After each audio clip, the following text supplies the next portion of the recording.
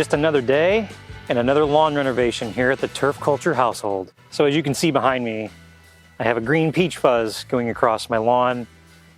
I know a lot of people on the internet that watch my videos, and also a lot of my neighbors want to know, what are you up to now? Why is your lawn dead again? And so there's a couple of things going on out here that I wanted to address, which kind of led to me killing things off. Really the main objective of doing all this was to fix some issues that we were having with the drainage, primarily over here on this side of the yard up against the sidewalk. So what I did in order to fix a swale that we had over here, and basically what would happen is that swale would hold on to water for extended periods of time, especially when it was hot and humid. In St. Louis, it's actually pretty hot today. It's about 100 degrees.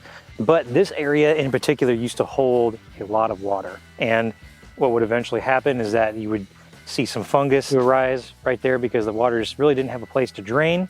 And it would end up looking really bad. The areas that drained actually didn't look all that terrible, except for the swale right here that would hold water. So we brought in 20 tons of material. It's what I often use is like a sandy type of topsoil mix, or what we call a sandy loam, and a mini skid steer. And we brought in 20 tons of material to go ahead and regrade this section of the lawn. So I don't know if it comes through on camera very well, but this is pretty flat now. So in order to actually do this and to bring the equipment onto my lawn, it just made sense to go ahead and just kill it off and start over, because I was going to be tearing some things up anyway. So the process of using the skid steer to bring the dirt on made this job a lot easier. You know, bringing in, 1, 2, 3, 4 tons of material and scooping it by hand would take you all day. You can do 20 tons of material with a mini skid steer, and a weekend rental is going to cost you about $150 to $200. Totally worth it, in my opinion, to go ahead and do this. And then I just used the bucket on the skid steer to drag the dirt around and make sure that it was level. So essentially, once we got the grading issues fixed out here in the yard, it's time to go ahead and plant some new grass. I didn't go with the bonfire or the Xanadu out here, or any of the Jacqueline seeds I've used in the past. I've used a lot of Mountain View seeds in my projects in the past, especially with customers. And Mountain View actually just released a new 4-way blend that's exclusive to them for this year, and probably going forward, I'm not entirely sure, but it's called Optimum Turf Type Tall Fescue. Like I mentioned, that's their 4-way blend of all A-list, all elite tall fescue varieties. And that's going to include Titanium GLS, Raptor LS, Dynamite GLS, and Avenger 3. So I went ahead and planted that here in the front yard. I'm gonna give that a try because I had been really happy with Mountain View seeds in the past. And so now I think it just really made sense, since I'm using it for a lot of projects, especially with my customers' lawns, that I'm just gonna go 100% Mountain View seed out here, and let's see how it goes. Once I went over this area with the bucket and the skid steer, it had a little bit of rough terrain from the tracks of moving around in the dirt. But what I did in order to smooth this out really well and make a really good seed bed, I'm generally not the type of person who's gonna come in and use like a peat moss or a compost top dressing. It just, to me, it's a little bit of wasted work, and peat moss tends to hold moisture at the surface of the ground and not let it penetrate down into the soil profile. Never really been a big fan of peat moss.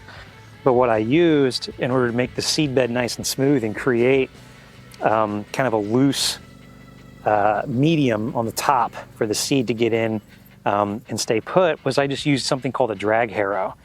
And a drag harrow is basically the same thing as like a drag net, except it has some tines that kind of stick out of the bottom. And it does a real good job of roughing up the dirt, making it really loose on the top.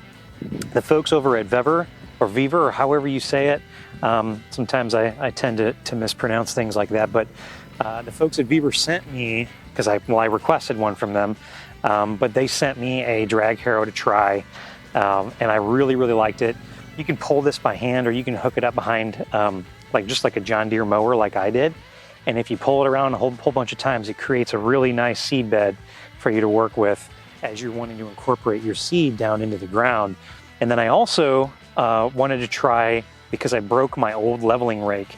After I went around with the drag harrow, I used my leveling rake just to kind of hit a couple of low spots that I could tell kind of from the naked eye where I couldn't quite get a good judge of where the low spots were going to be from using the heavy equipment. So I went back and I did kind of a fine finish with my leveling rake. And this is actually a really nice leveling rake for the price. You know, it comes in around $59, which is on the cheaper side. There are definitely cheaper leveling rakes out there, but they're not great quality.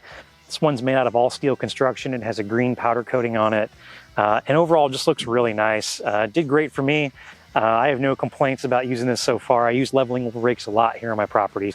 I've been sharing bits and pieces of this project on my Instagram account. And one of the questions I get from people a lot about the Optimum, at least in the past few weeks, is where can you get it? It's really hard to find.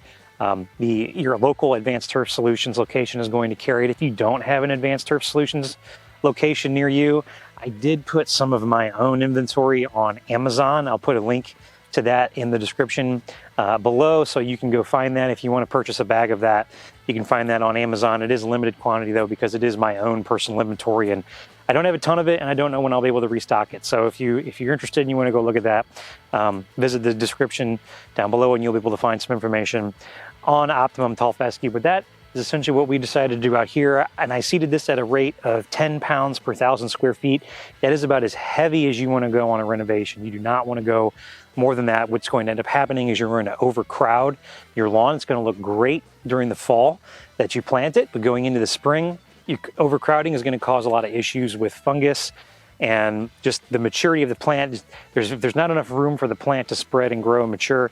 It's not going to reach its full potential. You're going to run into a lot of issues with stress and abiotic stress going into the following summer. So I would stick by the recommendations of seeding between 8 and 10 pounds per 1,000 on a bare renovation. If you end up having some thin spots, you can come back and seed by hand if you need to, but from the get-go, don't overcrowd the seed or you're going to have some issues down the road. Trust me on that. I know from experience.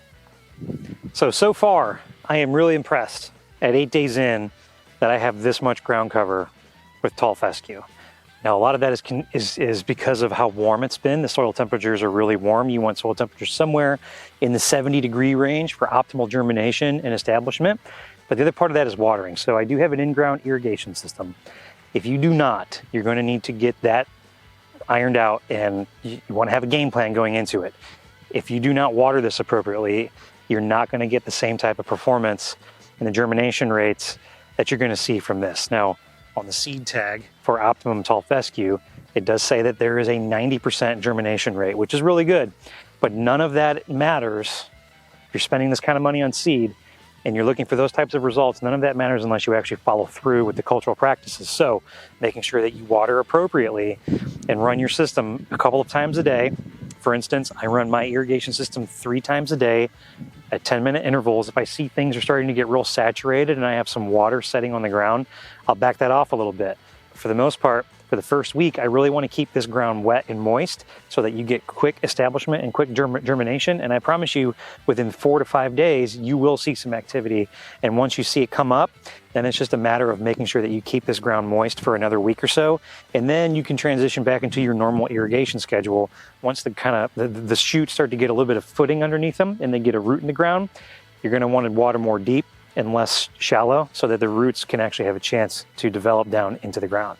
So not only, it's shady back here now, not only are we renovating the front yard, but we're also doing the backyard. This is a different blend in the back than it is in the front. So I mentioned the front was the Optimum Tall Fescue. I did a lot of research into the top NTEP performers, at least for my area. The closest NTEP site to me is Columbia, Missouri. So for tall fescue, obviously a lot of the Mountain View seed varieties were in those NTEP trials, but back here I'm doing a blend of Providence tall fescue, which is kind of a lesser known name. It's by Go Seed. Providence was really well rated for genetic color and disease resistance, shade tolerance as well. As you can see, it's a very shady back here compared to my front yard where we just were. But then I also did Xanadu and Daybreak. So Xanadu is Jacqueline, who is now owned by Barenbrug, and then Daybreak is a Vista seed. So I did a 3-way blend of that fescue back here, and as you can see, because of the reprieve we get from the heat, this is establishing really fast, and I'm shocked at how fast this has come up. But of course it's irrigated, but I think just the amount of shade you get relative to how much the soil temperatures tend to stay a little bit cooler in those types of areas has done wonders for establishing this backyard, and it has come up super fast. Take a look.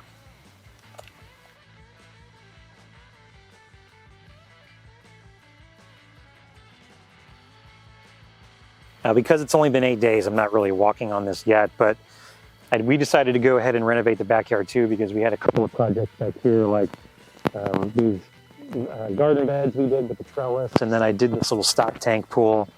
I kind of tore things up. I had some heavy equipment back here as well, and I wasn't happy with just the overall aesthetic. This was a blend of just kind of the fescue that's been here for 30 years plus stuff that I've overseeded with over time. So some of it was really dark green, some of it was kind of light green, and so we decided to just go ahead and just fill this all off and start over.